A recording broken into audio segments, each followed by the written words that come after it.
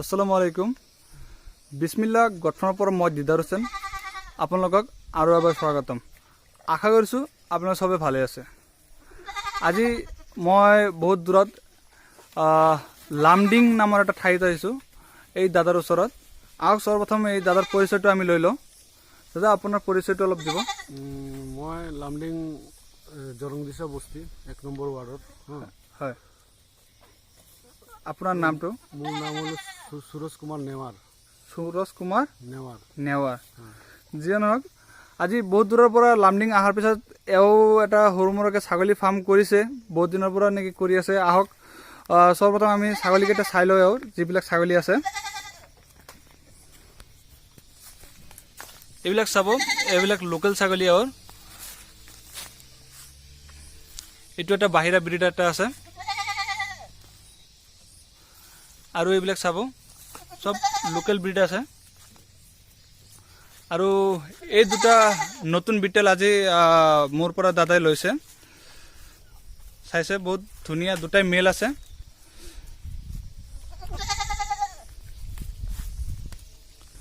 ইফালে এইটো এটা থাকিল, আৰু ভালেকেইটা আৰু কিছু আছে, কিছুমান অলপ বাহিৰৰ ফালে ফুৰিব গৈছে ছাগলীবিলাক।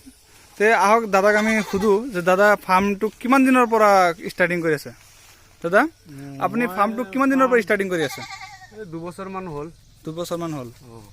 তে আজি আপুনি মোৰ পৰা এই দুটা উন্নত জাতৰ বিটেল ল'লে, আপুনি কি ভাবি ল'লে? মই মানে লোকেল ছাগলী কেইটামান কিনিলোঁ। হয় হয়, এইটো বিট কৰাৰ কাৰণে, আৰু হয়, বিটিং কৰাৰ কাৰণে লোকেল ছাগলী দি ব্ৰিডিং কৰাব। তাৰমানে ব্ৰিডিং কৰাম। তাৰমানে আপুনি যিটো লোকেল ছাগলী আপুনি পুহি আছে, তাৰমানে ইয়াৰ পোৱালিবিলাক অলপ সৰু সৰু পাই আছে, হয় না? যাতে আপুনি উন্নত জাতৰ যিটো বিটেল আছে, এইটো যদি ব্ৰিডিং কৰায়, তেনেহ'লে পোৱালিটো অলপ চাইজত ডাঙৰ পাব আৰু বজাৰৰ চাহিদাটো আপোনাৰ বাঢ়িব, হয় না? যাতে আগত যদি এটা লোকেল ছাগলী পোৱালি ধৰক 6 মাহত 8 পৰা 9 কেজি হয়, তেতিয়া আপুনি ক্ৰচিং কৰিলে সেইটোৰ পোৱালি মিনিমাম আপোনাৰ 6 মাহতে আপোনাৰ 16-17 কেজি আহি যাব। আপোনাৰ পইচাটো ডাবল হৈ আছে, হয় না? যিয়ে নহওক দাদা, বহুত ভাল লাগিল আপোনাৰ লামডিঙৰ ফালে আহি, আৰু আপোনাৰ লগতো লগ কৰি বহুত ভাল লাগিল। আৰু মই চবক ছাগলীকেইটা আকৌ এবাৰ দেখাই দিওঁ। আপোনালোকে এইবিলাক চাই আছে যিবিলাক ছাগলী, বহুত ধুনীয়া ছাগলী, বহুত স্বাস্থ্যৱান ছাগলী। আপোনালোকে নিজে চাই আছে, বহুত যত্নত থাকে ইয়াত।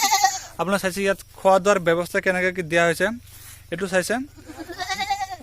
বাঁহৰকে চাং বনাই দিয়া আছে, সৰুকৈ খুঁটি দি মাৰি এইবিলাক ঘাঁহ দিয়া হৈছে। আৰু এইবিলাক ঘাঁহ বহুত ধুনীয়াকৈ ছাগলীবিলাক গোটেই দিন খায়।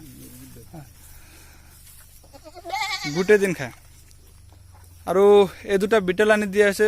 বহুত ভাই কয় বিটেলবিলাক বোলে আমাৰ লোকেল ঘাঁহ নাখায়। এইটো চাওক, প্ৰমাণ হিচাপে এই ঘাঁহ খাই আছে। এইটো ডিপেণ্ড কৰে বিটেলৰ যিটো মালিক আছিল আগৰ, তাৰ ওপৰত ডিপেণ্ড কৰে যে এওঁ কেনেকৈ ৰাখিছে।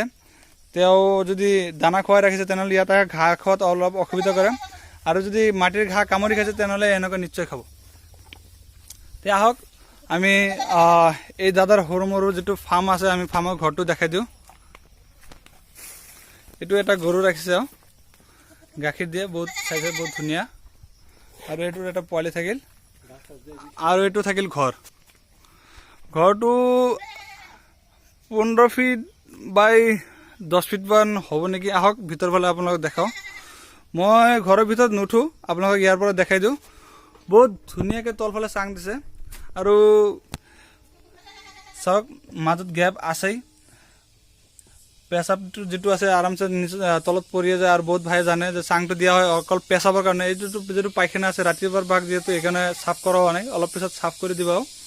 আৰু চাইছে ঘৰটো বহুত ধুনীয়াকৈ বনাইছে। আহক মই অলপ বাহিৰৰ কিছুমান আপোনাৰ দৃশ্য দেখাওঁ।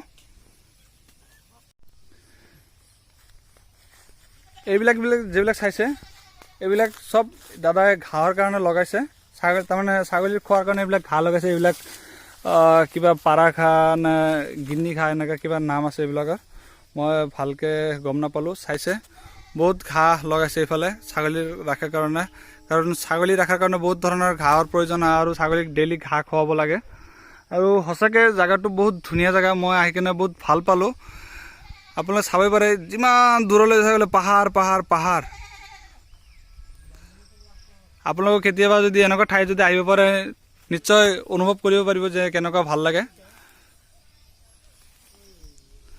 যিয়ে নহওক, মই ভিডিঅ'টোৰ মাধ্যমত এইটোৱে ক'ব বিচাৰিছোঁ যে আপোনালোকেও যিবিলাক মানুহে নেকি ছাগলী ফাৰ্ম কৰাৰ কাৰণে আগবাঢ়ি আহি আছে আপোনালোকক আগবাঢ়ক আৰু হয় কিছুমান সতৰ্ক ল'ব যেনেকুৱা ছাগলীবিলাক য'ৰ পৰা নলয় কিয় আপুনি ভাল ছাগলী ল'ব ভেকচিনেশ্যন থকা ছাগলী ল'ব আৰু আশা কৰোঁ যে আপোনালোকৰ যদি ফাৰ্মিং ষ্টাৰ্টিং কৰে আপোনাৰ ভালে ভালে যাব যিয়ে নহওক ভিডিঅ'টো আজি ইমানখিনি থাকিল ভিডিঅ'টো যদি ভাল লাগিছিল নিশ্চয় বেলেগক দেখাৰ সুবিধা কৰি দিব আজিৰ ভিডিঅ'টো ইমানখিনি ভিডিঅ'টো দেখাৰ কাৰণে ধন্যবাদ